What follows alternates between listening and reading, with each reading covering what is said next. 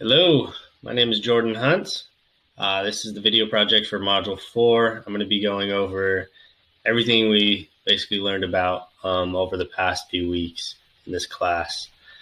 So just to start off, our first week we went over domination, and that had basically the push and pull of efficiency and democracy is what we talked about. And so one of the examples I really like in this, it specifically goes over democracy, is Bitcoin.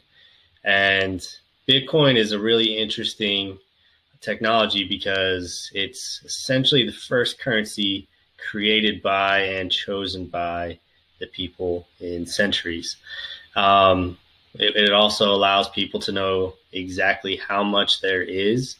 And so we have an auditing system to where we don't have to deal with inflation nearly in the same ways as we do with currencies.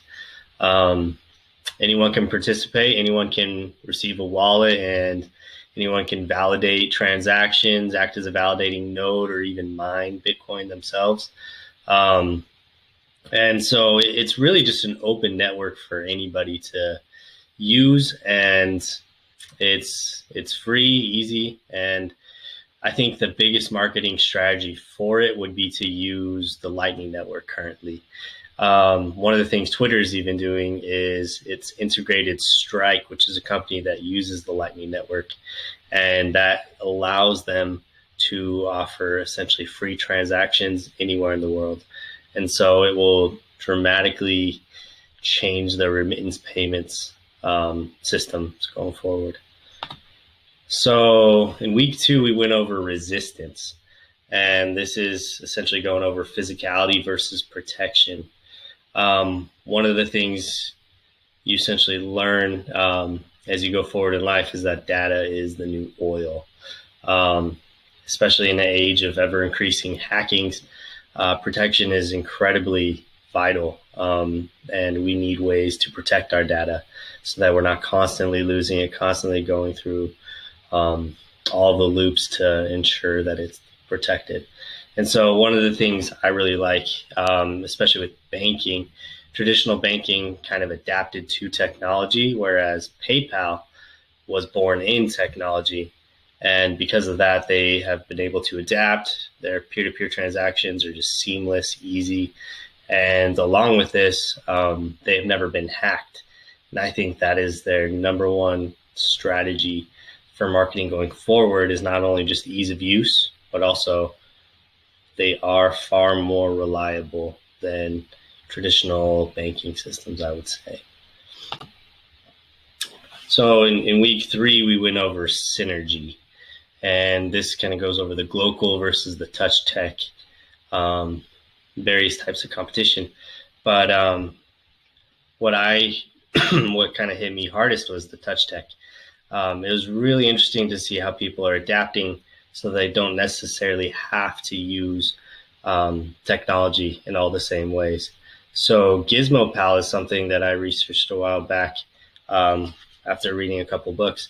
And it's actually a wristwatch, looks like a smartwatch, but it only allows for the calling of 3 numbers, and it doesn't allow you to text or interface with the internet or anything like that. So because of this, it allows, it helps foster independence of kids without exposing them to too much of social media or other things which psychologists have been kind of warning about the last few years. And so I think lowering the risk of overexposure to the digital would be the best way to market these touch tech technologies such as Gizmo Pal. And I think they're incredible technologies to begin with. So lastly, this past week, we went over transformation. And this was basically embracing the digital versus distancing oneself from the digital. And so what I decided to talk about was embracing the digital. M. Taylor, for example, is a company that was on Shark Tank a while back, and they completely embrace technology, right? Even though they are a strictly analog company in a way.